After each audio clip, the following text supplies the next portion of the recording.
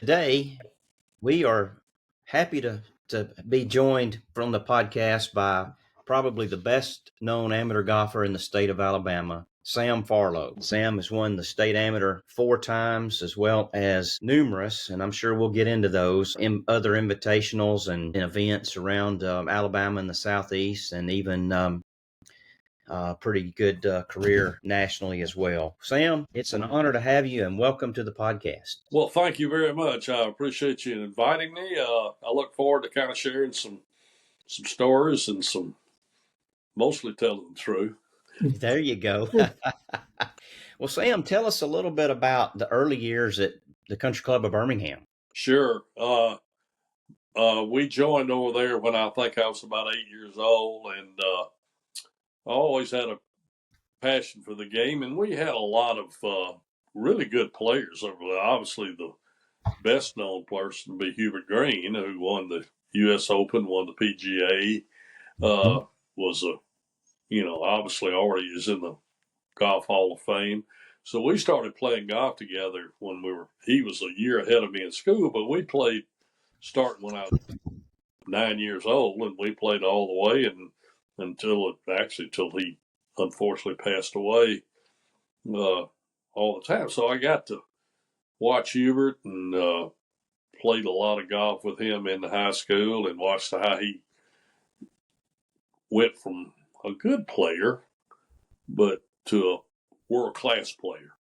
Mm-hmm. And saw his work ethic and everything. And then we had several other players, Billy McDonald, Wilcox, several other kids, Barney Lanier, Bubba Major, other kids that actually played college golf. So, at Birmingham Country Club, we were really blessed with having a lot of really good players. And we had a great pro with Jon Gustin. I don't know, Chris, if you remember him. He was he was a pro's pro. I'm telling you. Yeah, I did have the privilege of meeting Mr. Gustin. Elvis worked for John for a time, and Elvis introduced me out there one time. And of course, I played against his son, Chris. Sure. Who was a fine player in his own right. Really good, yeah. He played at Florida and was, won the Birmingham tournament once, and really great player. Yeah. Sam, what was it like growing up around those kids, being friends with them, but then trying to beat their brains out, and the competitiveness amongst y'all? Well, yeah, definitely. I think Woody Austin made a statement. He says they had told him something about Hubert that Tiger Woods hated to make bogeys, and Woody says, "Me too."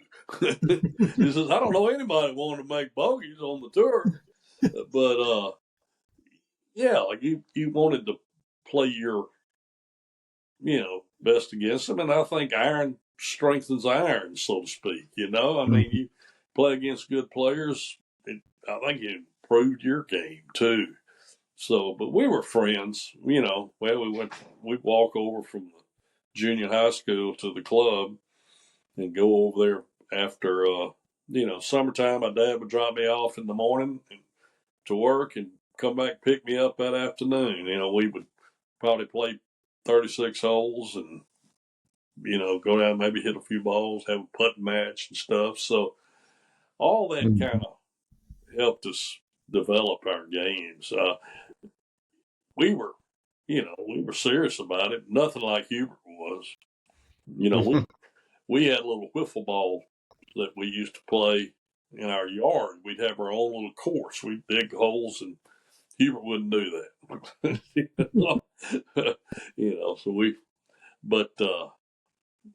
Just like I say, just having those kind of players was, really helped your game. You didn't realize it as much back then as you do now. But it was. I'm gonna turn this phone off. Hold on a second. I'm sorry. Sure. God dang it! I don't need to be on. Okay. But how was Mr. Gustin to be around? Did he take an active interest in you guys?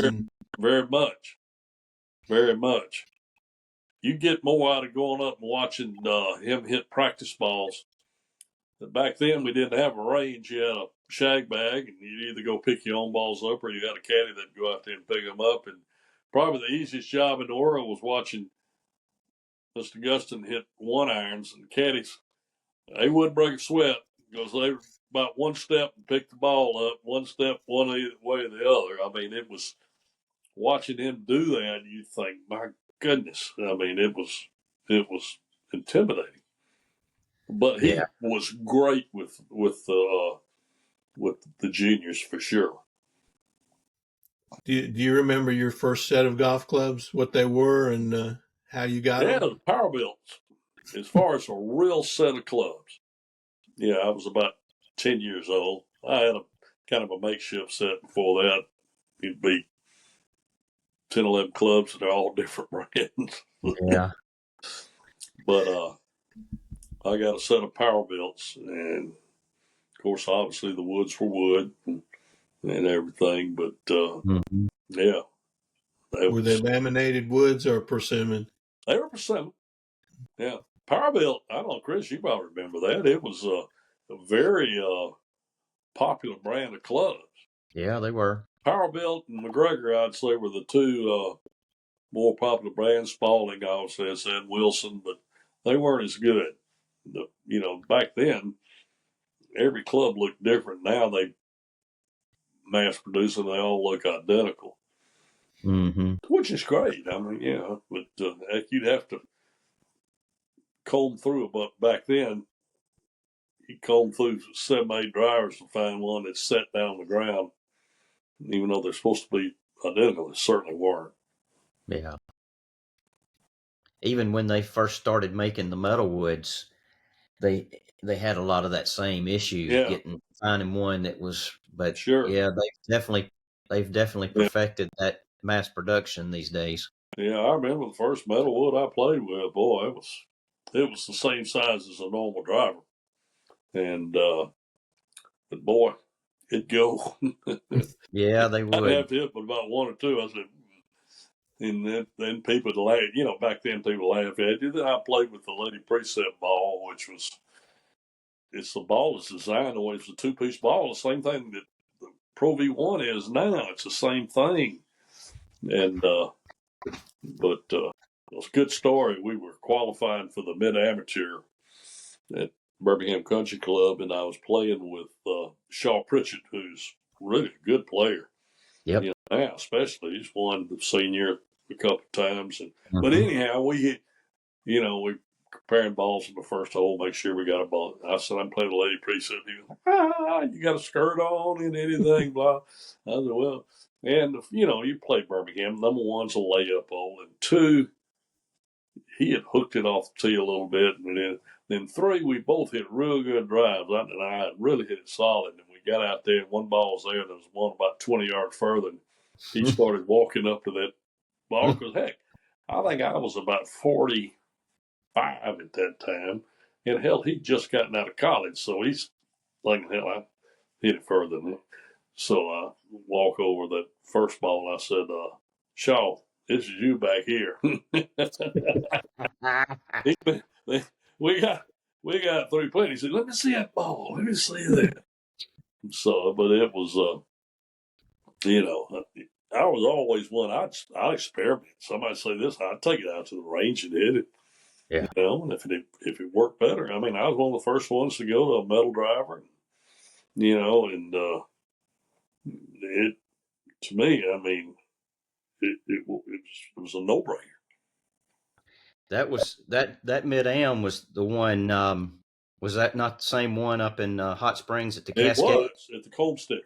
Yeah, right. Which they played both Cascades courses. Right.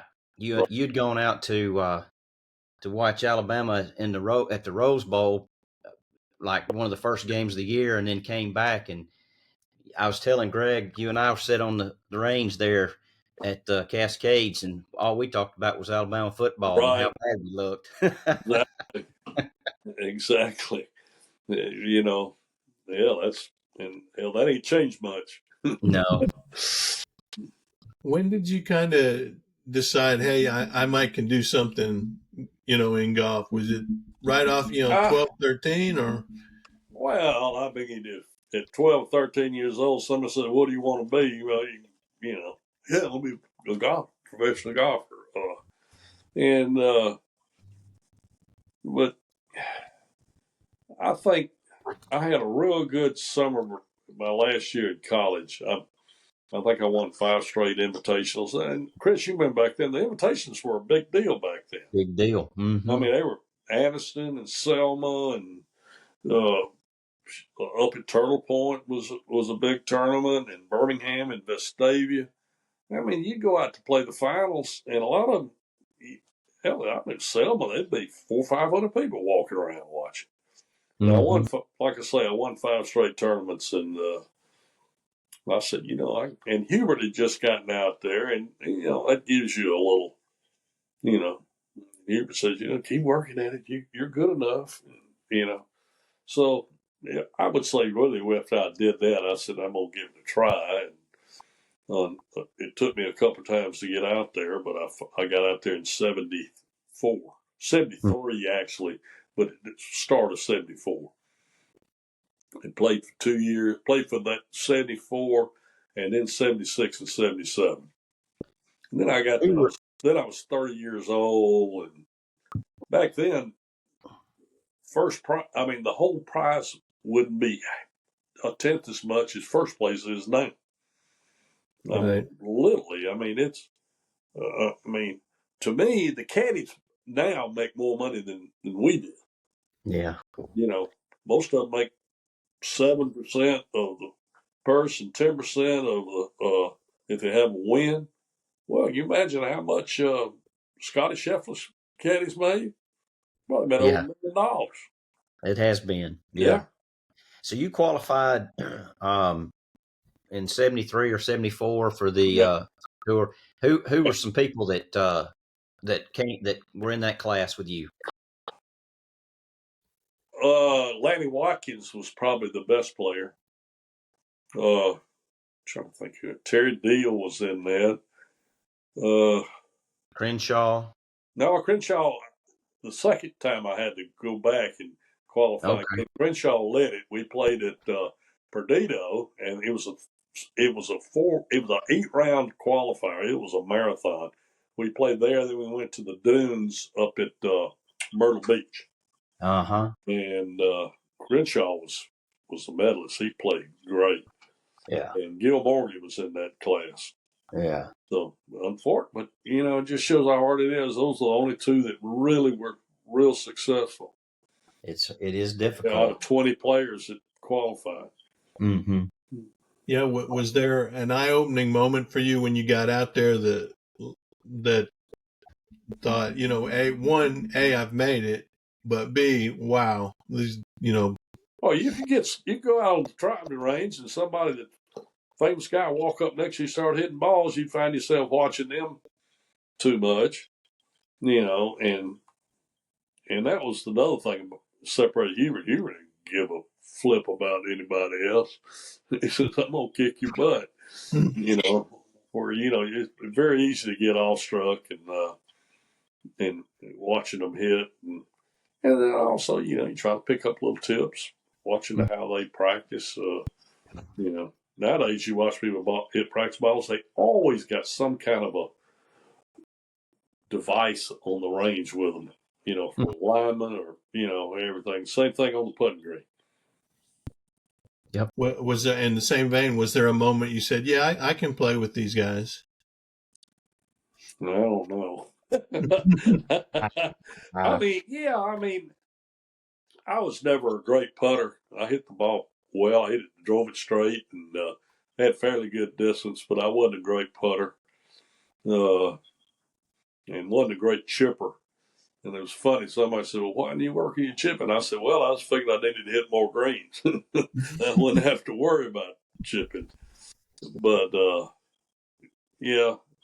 But I got to where I was when I turned 30. And I got an offer to get into medical sales back in Birmingham. And like I say, the prize money back then, and there were a lot of people that were 38, 39 years old or battling, and you had Monday qualifying. If you didn't make the cut the week before, you had to go qualify wherever the next city was.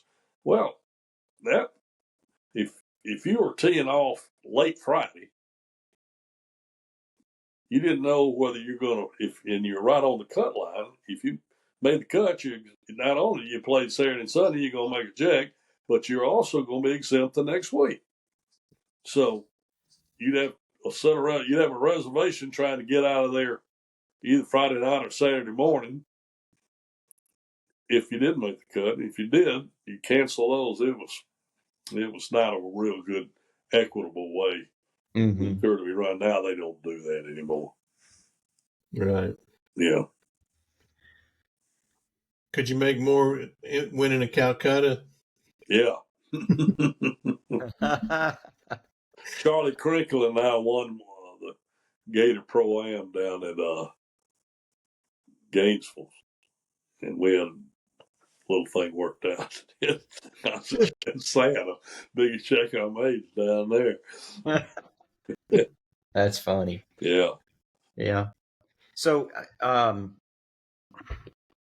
did you were? I think you played in the U.S. Open the year that Hubert won, didn't you? I did, 1977. Tell us that story. Well, I mean, shoot, I was on the leaderboard after 8 holes. I was 1 under par, and I played pretty good, actually. I shot 148.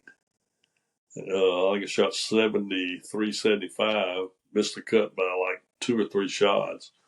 But Hubert was funny. Joe King, you probably remember Joe. Yep. Chris Mm-hmm. was a USGA official and lived in Alabama. And Hubert was asking him the whole time because I needed to make the cut to keep my card. Mm. And he was asking Joe, he says, well, how's Sam doing? What are you hearing? I said, shit, he's trying to win the U.S. Open, and he's asking about me. Yeah. You know, but yeah, I played there, and I played at Oakmont up in 83. And that was after I'd actually got my amateur status back. And How was that experience? it was hard. Yeah. And Johnny Miller shot 63 on that golf course. I can't even conceive of it. You know, I mean, it was unbelievable. Yeah. But now, I mean, you watch that. I mean, having the experience of playing there, and you watch with the new equipment and the new balls and everything, where we were hitting it at Oakmont and where they're hitting it now, it's like a different golf course. It really is. But it was hard. Greens just really fast. You know, and you're not used to that. It becomes a hard to develop a touch in 4 or 5 days. Yeah. What was the experience? You know, you mentioned you'd won 5 invitationals in a row at one point. What were those experiences like? And again, the fields were pretty outstanding in most of those. I know Mr. Crinkle's got his name on the BCC. He sure does. You know what's funny about that? He won it from the B division, which he shot 68, 66 the last 2 days. And they didn't really know what to think. He says, "What man? He was in the B division. Can he win the tournament?" And when everybody said, "Well, look, if he's got the low score for 72 holes, he can." And but it was fields were good. There weren't near as many, for whatever reason, of college kids. They were mostly people like Frank Vines and Joe Terrell, Donnie Blanton, people like that you know, we played with all the time, and were actually working and would play these in the tournaments. But we didn't have as many college kids. Nowadays, if you look at these tournaments, I mean, a lot of them, that's why they don't have tournaments anymore. I think, Chris, is that, you know, people would like to play with, you know, mid-amateur players. That's true. Yeah. Well, that is a who's who, especially from Alabama's standpoint, of the names on that Birmingham Country Club Invitational. Yeah, I'm proud to have it. Yeah. Proud to have it. It really is. Yeah. And now you played with Mac too, didn't you? A little bit. Yeah. Not a lot. He was 2 years ahead of me, Uh-huh. and he was a member out at Shoal Creek when he got off the tours, and I played a couple of practice rounds with him out on the tour and with Hubert. Mm-hmm. So and tell you a good story about Hubert. How his dry sense of humor. We were talking over at the club probably 7-8 years ago, and we were talking about it. I said, "Yeah, I missed about a 4-footer to miss the cut at this one tournament." And I said, "I remember that putt." Somebody asked Hubert, says, "You remember missing a little 4-footer like that?" He says, "Not to make the cut." Hey, it was a little jam. And I Yeah. said, "All right, I got you. I got you." That's funny. Yeah. Did you guys hang out on tour at the stop? Did the Alabama guys kind of buddy up, or not so No, much? not really. You know, I used to would go get a bite to eat. Sometimes Hubert and I would. I don't think I ever went out with Mac to eat. Mac, he'd order room service when he wouldn't go anywhere. Mac did not like traveling at all, and that's really why he got off the tour.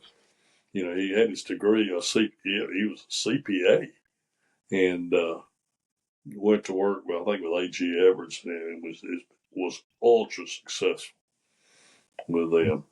And but he was not a much guy like. And anyway, just a lot of people left the tour because of that. It wasn't like you were making bukus of money. You win a tournament, you might make 30,000. Yeah. And the travel was a lot That, different back then. when I had some backers from our club, you know how much money they gave me to go the first year? And I had plenty of money.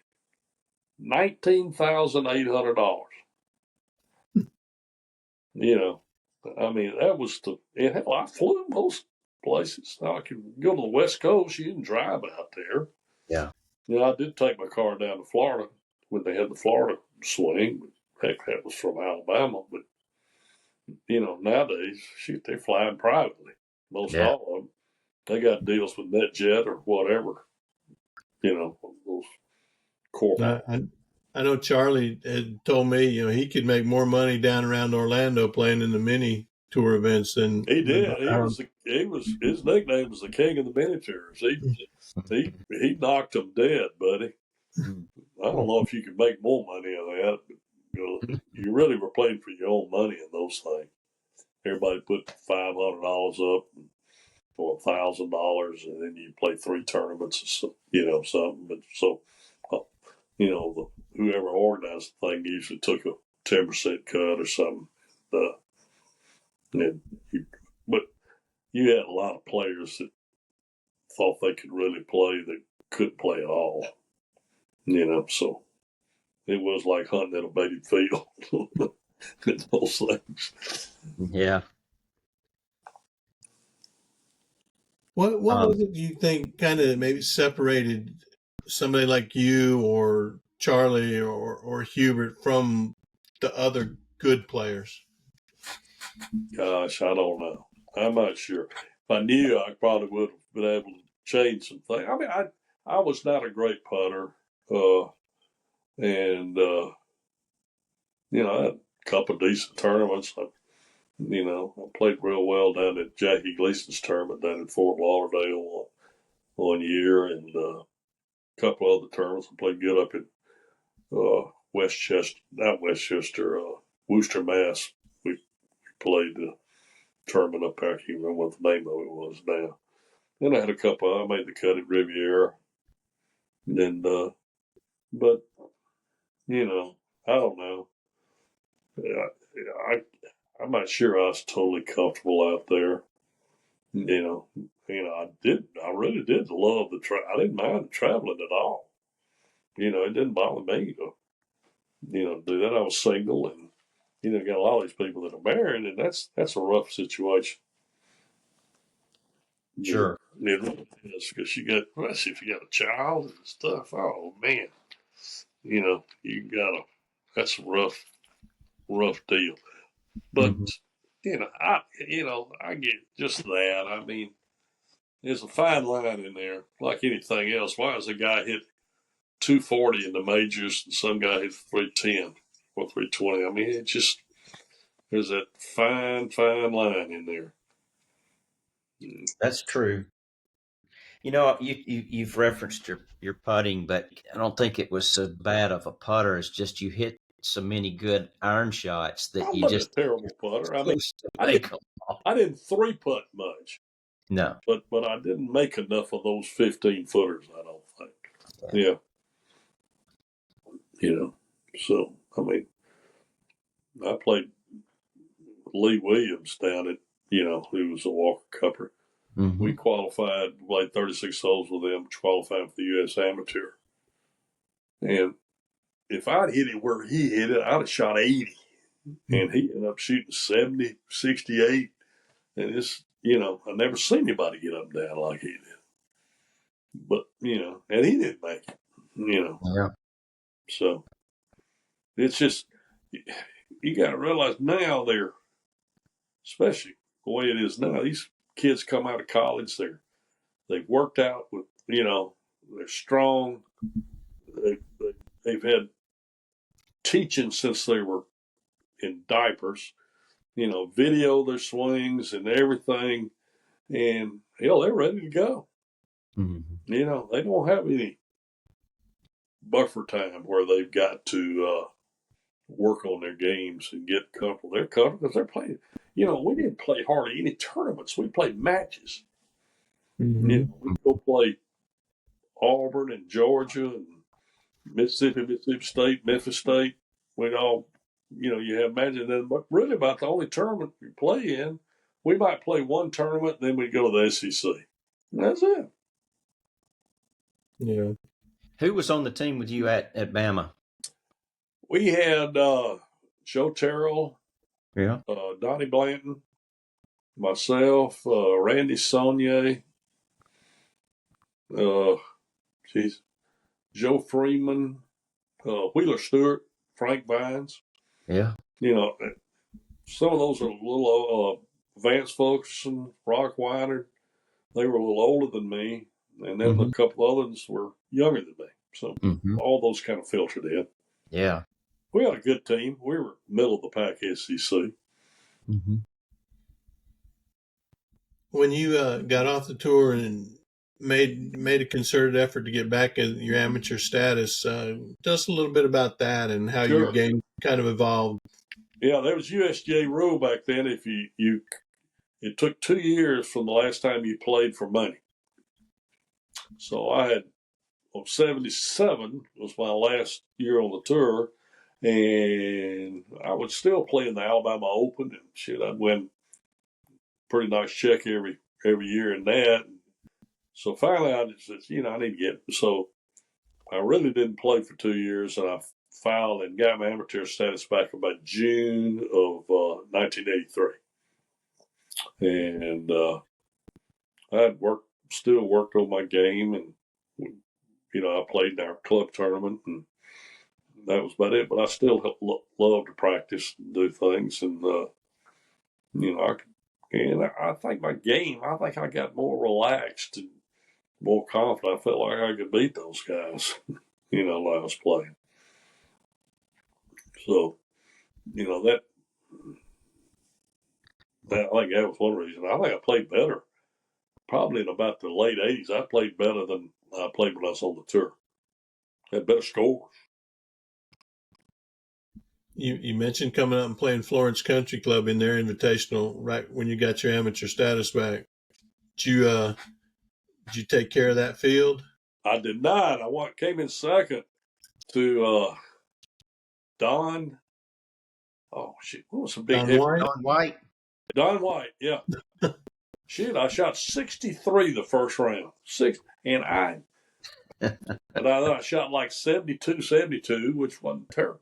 hell, he shot 64 the second day.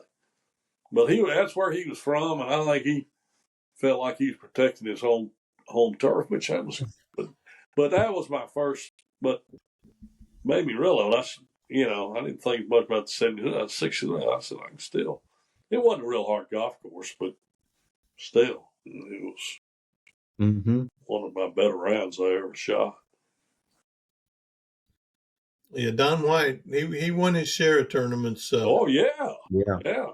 I think Don passed away, didn't he? He did. Yeah, shoot. I tell you, that's what's sad. You see, Mac McClendon died, Hubert's dead. Yep. It's just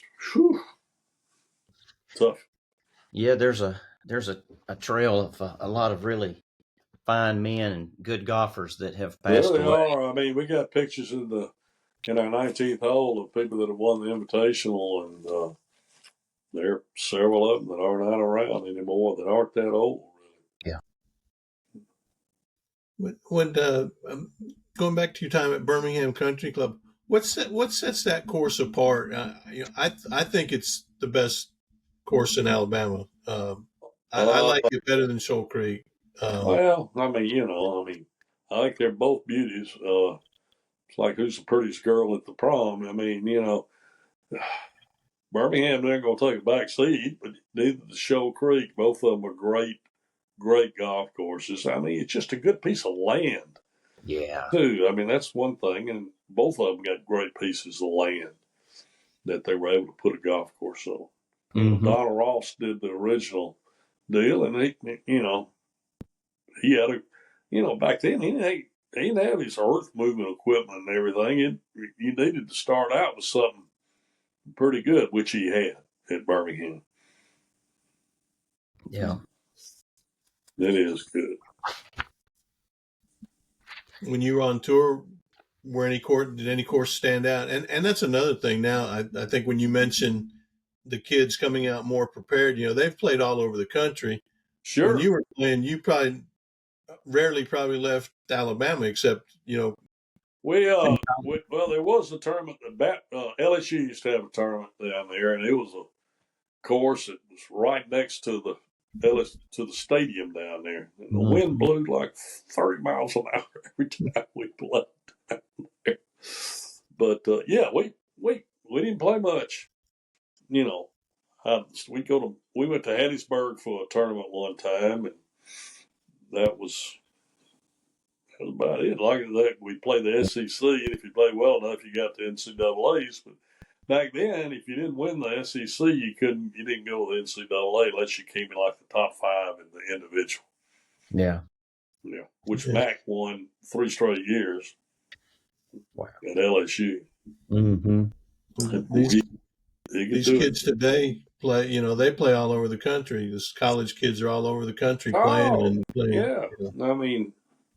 Oh, you look at Nick Dunlap and what he's done this year. That's pretty phenomenal. Pretty unbelievable, yeah. I mean, obviously, Nick winning the junior and the amateur. I mean, he and Tiger Woods, only 2 people that ever done that. That's pretty incredible. Yes, right. It is. I mean, he's shown to be a really, really good player. I mean, he didn't have his A game by any means up in Memphis, and still came to the top 5. I mean, but he's obviously mentally very tough, and he can get it up and down out of a trash can. I mean, it's unbelievable.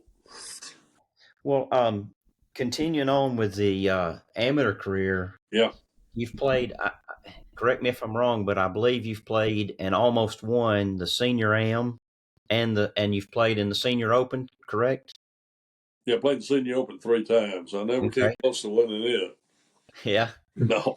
Well, let's talk about your Senior Open appearances, and then we'll get to the good ones. Senior Am. Yeah, I played the first one I played in was at Riviera, and the year before, Trevino had shot like 15 or 16 under par.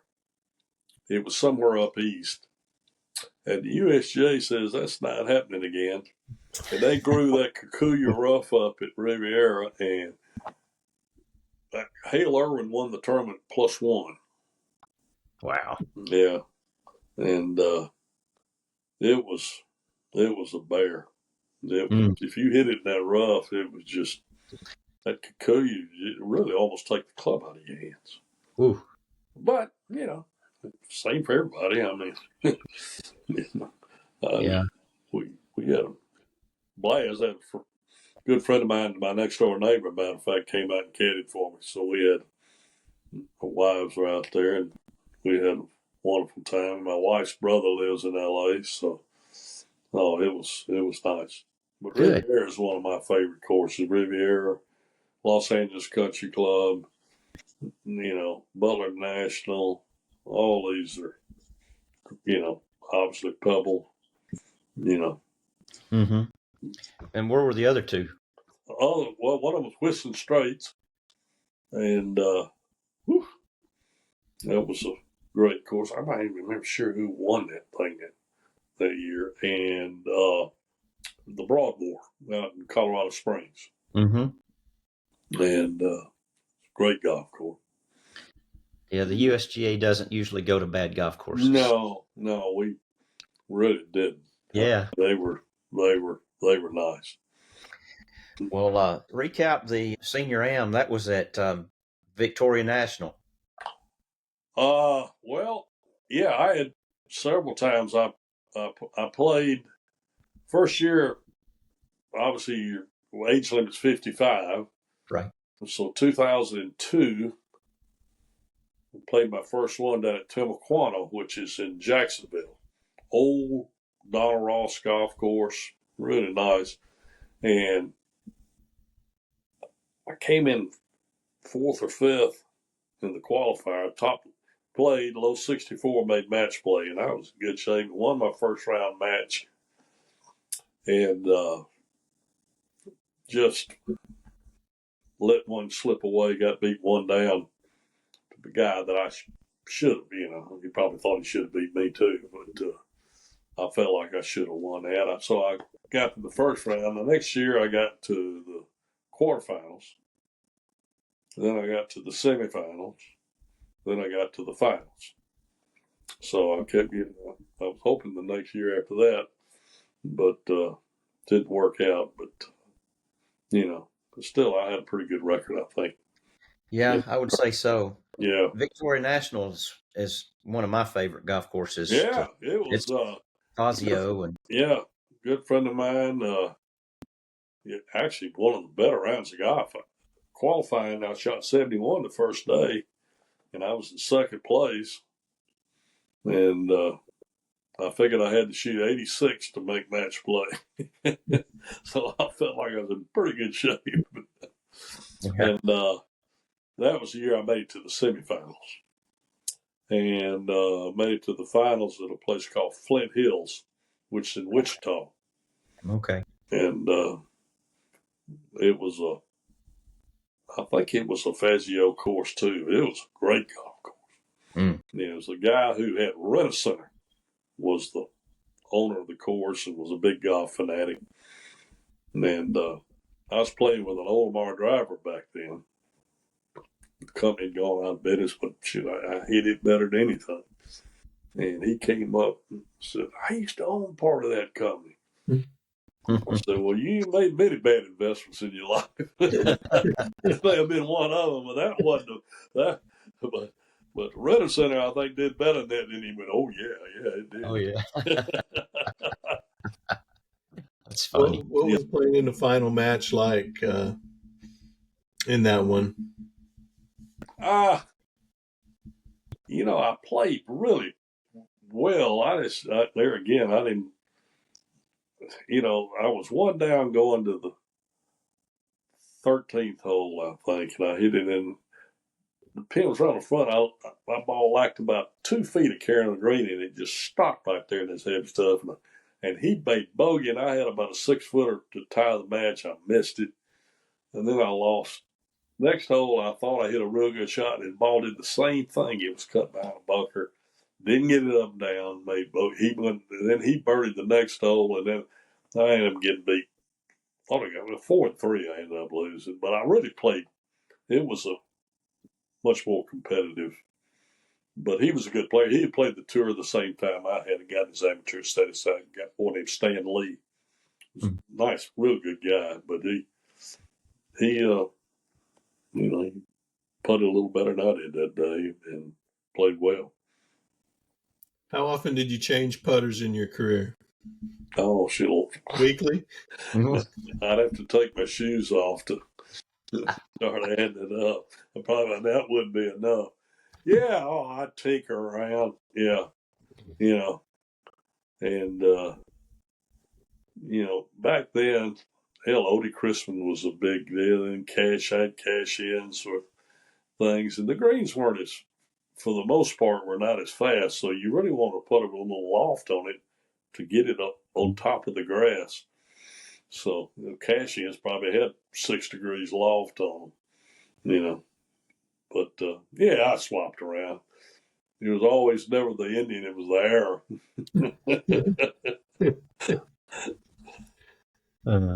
Oh, me. Greg, you got anything else? I'd just like to hear more of his matches with Krinkle. Yeah. Oh shoot, Charlie! He'd come up a bunch when he was at the Club of Country at Terry Pines. He'd come down and play. Charlie and I he likes to fish more than he likes to play golf. Especially now, neither one of us can play much anymore. I got a couple of private ponds I get us on down here in Birmingham. So he comes down a couple times a year, I guess, and we go fishing. And then it'll be who catches the biggest fish. Not who makes the most birdie. Yeah. I was going to say who knows the better places to eat, because Charlie knows all these off the beaten path places to stop and eat. He does. We used to have a couple places where we played some mini tours down in Orlando, and boy, we found some spots down there that, like I say, were kind of off the beaten trail, so to speak.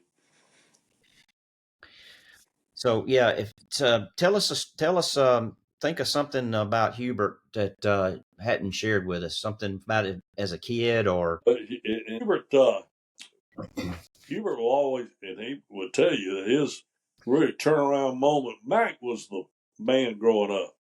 I mean, Mac started winning tournaments when he was 15, and it was just unbelievable. And they were playing in the Dixie Junior. I'm sure you played that some, didn't you? Yeah. Yeah, there weren't a whole, like I say, there weren't a ton of tournaments in the summertime to play. But anyhow, Mac shot 70, I think, the first day, and Hubert shot 69.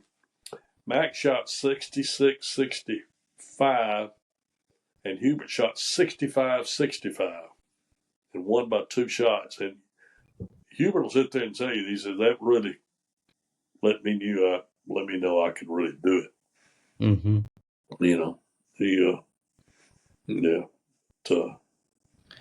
Was Hubert his talent? I think you mentioned, he said he never missed a putt, a 4-footer to miss the cut. Yeah. Was part of his talent the ability to grind out scores when he was, but he won. He won 19 tournaments, I think, on the tour. But he didn't have that many top tens. Hubert was one of those guys. If he got close, if he got a sniffing of the winning, he won. He wasn't scared to win. It's always been said more tournaments are lost than won. Especially in amateur golf. Good grief. I got more terms given to me. I said, I appreciate that. Yeah.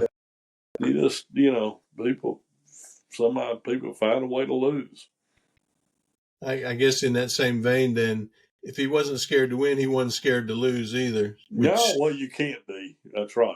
That's a good point. Yeah, I would agree with that. He wasn't scared to lose. He didn't lose many times when he got in that situation.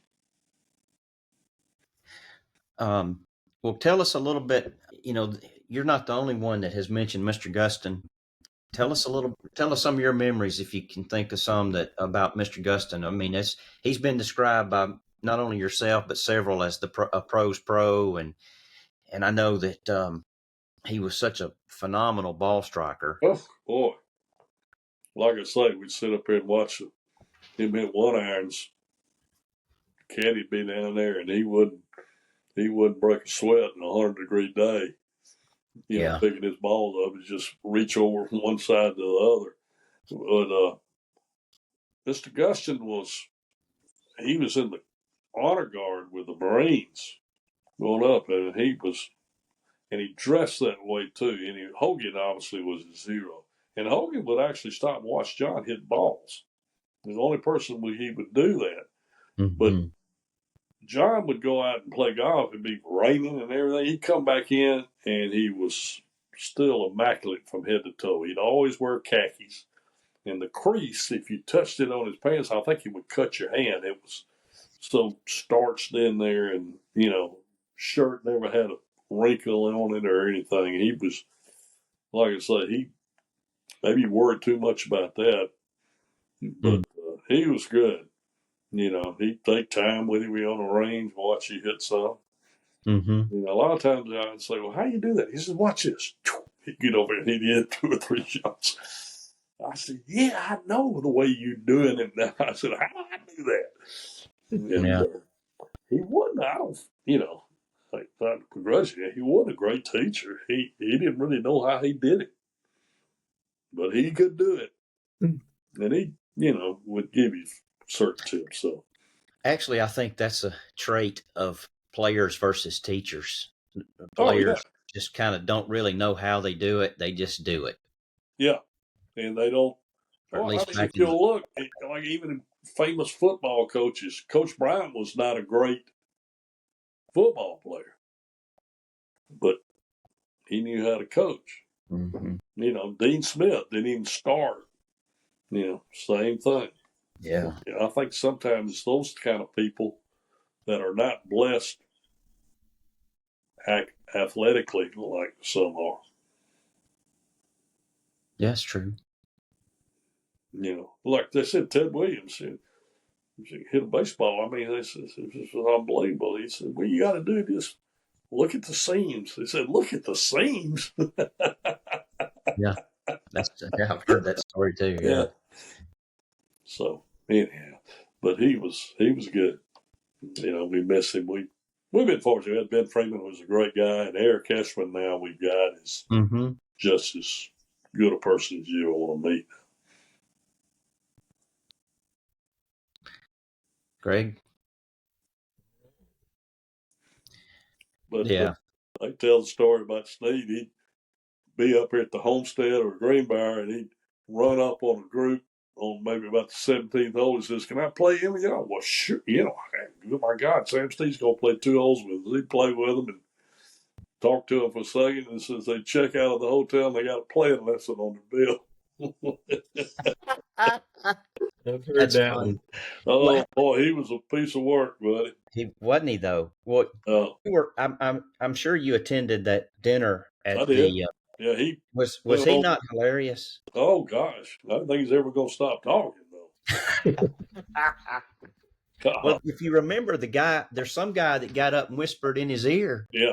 And he says, I've been told to sit my ass down. Yeah, wrap it up. Yeah, exactly. Yeah. Well, Sam, thank you so much. You're welcome. I enjoyed it. It's been an honor.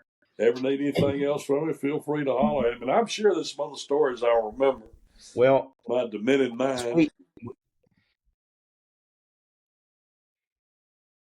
Well, Greg, that was an awesome podcast with Sam Farlow. We're very lucky to be able to have him on the podcast. I thought that was very entertaining and very informative. Yeah, his stories were so good, and to be able to talk to a guy he's a legend in the state of Alabama when it comes to golf. So it was a treat to have him on. Yeah, it was, and I think he enjoyed it so much that he's wanting to come back again. He's already sent a text that how much fun that was, so that'd be great.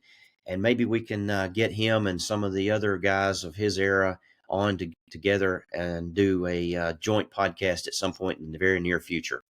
That'd be awesome. Again, thanks y'all for listening, and hope y'all will listen to us next week when we have another super outstanding guest. Thanks again for listening to the Cart Barn Podcast.